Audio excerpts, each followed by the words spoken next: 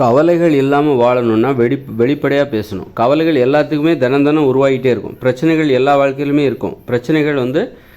பிரச்சனைகளும் கவலைகளும் எல்லார் வாழ்க்கையும் எல்லாருக்குமே பொதுவானது. அப்படி இருக்கும்போது அந்த கவலைகள் இல்லாமல் வாழணும்னா கவலைகளை தினம் குளிக்க உடம்பு எப்படி அழுக்காகுதோ அது குளித்தா தினசரி நம்ம குளிக்கணும். ஏன்னா உடம்பு அழுக்காகிட்டே இருக்கும். அழுக்கு எல்லாருக்குமே ஆகும். தினசரி அழுக்கு எல்லாருக்குமே உடம்பு ஆகிட்டே தான் இருக்கும். அது மாதிரி கவலைகள் எல்லாருக்குமே உருவாகிட்டே இருக்கும். அதுமாதிரி பிரச்சனைகள் எல்லாருக்குமே பொதுவானது தான். எல்லாருக்குமே பிரச்சனைகள் உருவாகிட்டே இருக்கும், கவலைகளும் உருவாகிட்டே இருக்கும். அப்போ அந்த கவலைகளை நம்ம தினசரி எப்படி குளித்து அழுக்கு தேய்ச்சி குளிக்கிற மாதிரி அந்த கவலைகளை நீக்கிக்கிட்டே இருக்கணும். கவலைகளை நீக்குறது தான் நம்முடைய வேலை. என்ன பண்ணணும்? வெளிப்படையாக பேசணும். கவலைகளை நம்ம மனசில் இருக்கிற பிரச்சனைகள், நம்ம சந்திக்கிற அனுபவங்கள் எல்லாத்தையும் வெளிப்படையாக பேசணும்.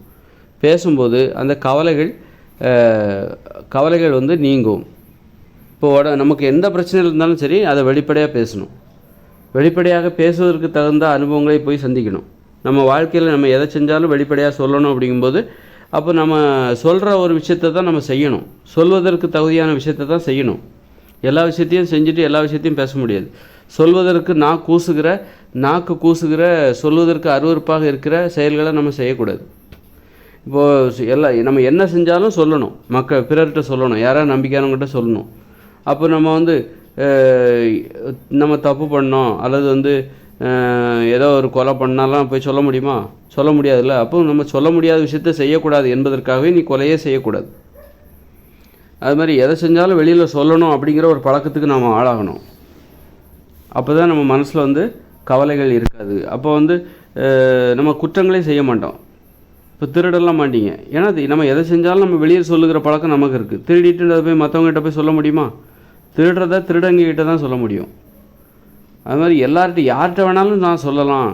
என்னுடைய பிரச்சனைகளை நான் யார்கிட்ட வேணாலும் சொல்லலாம் அப்படிங்கிற அந்த அளவுக்கு நம்ம பிரச்சனைகள், நாம் சந்திக்கிற பிரச்சனைகள் இருக்கணும். இப்போ திருடங்கிட்ட மட்டும்தான் திருடினதை சொல்ல முடியும். எல்லார்கிட்டையும் சொல்ல முடியுமா? கொலை பண்ணவங்க, கொள்ளையடிக்கிறவங்க, ஊழல் பண்ணுறவங்க, லஞ்சம் பண்ணுறவங்க, பாலியல் வன்முறைகளில் ஈடுபடுகிறவர்கள், அதை எல்லார்கிட்டையும் பேச முடியுமா? எல்லார்கிட்டையும் பேசக்கூடிய விஷயம் கிடையாது அது. அப்போ அதுபோன்ற குற்றவாளிகளைத்தான் தேடுவார்கள், தங்கள் நண்பர்களாக, உறவினர்களாக. அப்போ தான் போனால் அவங்ககிட்ட போய் எல்லாத்தையும் சொல்லலாம். மனசில் உள்ள பாரம் குறைஞ்ச மாதிரி இருக்கும். ஆனால் நீங்கள் பொதுவான விஷயங்கள், நல்ல விஷயங்களை செஞ்சிங்கன்னா, உங்கள் வாழ்க்கை முழுதும் நீங்கள் நல்ல விஷயத்தை செஞ்சிங்கன்னா எதை வேணாலும் யார்கிட்ட வேணாலும் பேசலாம். நீங்கள் செய்கிற எந்த ஒரு நல்ல விஷயத்தை வேணாலும் யார்கிட்ட வேணாலும் பேசலாம். இவங்ககிட்ட பேசக்கூடாது, பயப்பட வேண்டிய அவசியமே இல்லை. ஏன்னா நீங்கள் செய்கிறது எல்லாமே ஒரு தகுதியான ஒரு செயல்கள். நல்ல விஷயத்தை தான் நீங்கள் பண்ணுறீங்க. நல்ல அனுபவங்களை தான் தேடுறீங்க, சந்திக்கிறீங்க. நல்ல பிரச்சனைகள் தான் உங்கள் வாழ்க்கையில் ஏற்படுகிறது. அந்த அனுபவங்களை நீங்கள் யார்கிட்ட வேணாலும், ஒரு பஸ்ஸில் உட்காந்துருக்கீங்க, அவர் யாருன்னே தெரியாது, அவர்கிட்ட கூட உங்கள் அனுபவத்தை சொல்லலாம். அந்த மாதிரி சொல்லும்போது, வெளிப்படையாக பேசும்போது நம்ம கவலைகள் நீங்கும். நம்ம உடம்புல ஒரு நோய் இருக்கா, நீங்கள் மறைச்சி வச்சிங்கன்னு வச்சுக்கோங்களேன், என்னாகும் அப்படின்னா அந்த கவலைகள் அதிகமாகிட்டே இருக்கும். அதிகமாகி அந்த நோயை இன்னும் தீவிரப்படுத்தும். உங்கள் உடம்புல நோய் இருக்குது அப்படின்னா அதை பற்றி நீங்கள் வெளிப்படையாக சொல்லணும். உங்கள் அனுபவங்களை வெளிப்படையாக பேசணும். பேசி அதுவும் பார்த்திங்கன்னா இப்போ சுகர் பேஷண்ட்டோட நட்பு வச்சுக்கணும். அந்த மாதிரி. ஏன்னா 2 பேருடைய பிரச்சனையும் ஒரே மாதிரி இருக்கும்போது அவங்க நல்லா வெளிப்படையாக பேசிக்கலாம். அது மாதிரி நீங்கள் ஒரு புற்றுநோயாளி அப்படின்னா புற்றுநோயாளி கூட நட்பு வச்சுக்கோங்க. யாராக இருக்கிறாங்களா, புற்றுநோயால் பாதிக்கப்பட்டவங்க யாராக இருக்கிறாங்களா, அவங்கள நீங்கள் நண்பர்களாக்கிட்டு நீங்கள் வெளிப்படையாக பேசலாம். வெளிப்படையாக நீங்கள் எல்லா பிரச்சனைகளையும் வெளிப்படையாக பேசணும். ஒத்த கருத்துடையவர்கள், ஒத்த பிரச்சனையை சந்திப்பவர்கள், ஒரே மாதிரியான பிரச்சனையை சந்திப்பவர்கள் வெளிப்படையாக பேசும்போது நல்லாயிருக்கும். யார்கிட்ட வேணாலும் வெளிப்படையாக பேசலாம். இது இன்னும் டீப்பாக இருக்கும்.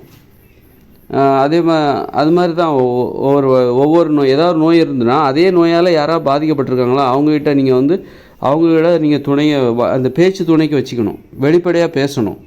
எல்லா விஷயத்தையும், நீங்கள் சந்திக்கிற எல்லா விஷயத்தையும் வெளிப்படையாக பேசணும். அது மாதிரி ஒரு 4-5 நீங்கள் சர்க்கரை நோய்னா 4-5 பேர் சர்க்கரை நோயால் பாதிக்கப்பட்ட 4-5 பேர் நண்பர்களாகிவிட வேண்டும். நீங்கள் உங்களுடைய மனசில் உள்ள கவலைகள், நீங்கள் சந்திக்கிற அனுபவங்கள் எல்லாத்தையும் வெளிப்படையாக பேசும்போது அந்த நோய் குணமடைய ஆரம்பிக்கும். நீங்கள் மறைச்சி வச்சிங்கன்னு நீங்கள் அதை வெளிப்படையாக பேசாமல் மறைச்சி நீங்கள் சந்திக்கிற அனுபவங்கள், சந்தேகங்கள் எல்லாத்தையும் மறைச்சி வைக்க உங்கள் கவலைகள் நிரம்பி வழியும். கவலைகள் பெருசாகி அந்த நோயை இன்னும் அது தீவிரப்படுத்தும். ரொம்ப விபரீதமான நிலைக்கு அதை கொண்டு போய் விட்டுரும். அதனால் வெளிப்படையாக பேசுகிறதுங்கிறது என்பது ஒரு மருத்துவத்தின் ஒரு பகுதி, அதுவும் ஒரு மருத்துவம் தான். வெளிப்படையாக பேசுவது என்பது அதுவும் ஒரு மருத்துவம் தான். ஒரு மருந்துகளால் சாதிக்க முடியாத விஷயத்தை கூட ஒரு வெளிப்படையாக பேசுகிற அணுகுமுறை ஏற்படுத்தும். ஒரு அமைதியை வந்து மருந்தால் ஏற்படுத்த முடியாது, மனசில் அமைதியை வந்து மருந்தால் ஏற்படுத்த முடியாது. நீ வெளிப்படையாக பேசுவதன் மூலமாக தான் அமைதி ஏற்படுத்த முடியும். ஒரு மருந்தால் சாதிக்க முடியாத ஒரு விஷயத்தை இந்த வெளிப்படையான பேச்சு சாதிக்கும். மருந்து வந்து அதோட வேலையை தான் அது செய்யும். அதுக்கு மனசில் அமைதி ஏற்படுத்துகிற வேலையை மருந்தால் செய்ய முடியாது. அதனால் வந்து அதுக்கு வந்து வெளிப்படையாக பேசினா தான் அது அமைதி ஏற்படும். அதனால் நீங்கள் உங்கள் பிரச்சனைகளை மூடி மறைச்சிங்கனாலோ, அது மாதிரி ஒரு நோய் இருக்குது, அதை பற்றின பிரச்சனைகள், அதனால் ஏற்படுகிற அவஸ்தைகள், பக்க விளைவுகள், இதெல்லாம் வந்து நீங்கள் மற்றவங்கள்ட்ட சொல்லுறதுக்கு நீங்கள் தயங்கினாலோ, அதனால் ஏற்படுகிற கவலைகள் உங்களுக்கு அதிகமாகி உங்கள் உடம்புல உள்ள நோய் இன்னும் தீவிரமாகும்.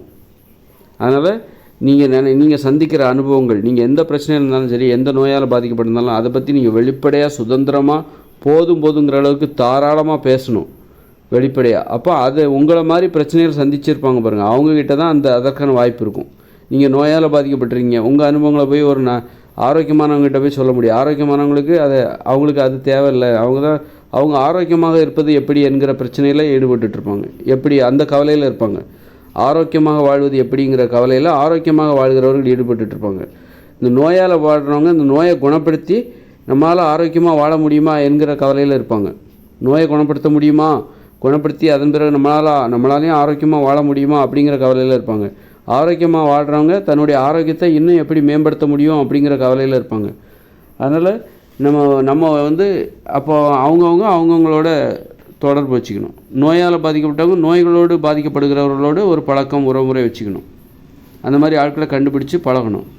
அது மாதிரி ஆரோக்கியமாக இருக்கிறவங்க, யார் ஆரோக்கியமாக இருக்காங்களோ அவங்க கூட பழகி ஆரோக்கியத்தை மேன்மேலும் எப்படி மேம்படுத்தி கொள்வது என்கிற ஒரு முயற்சியில் ஈடுபட என்பது குறித்து பேச வேண்டும்.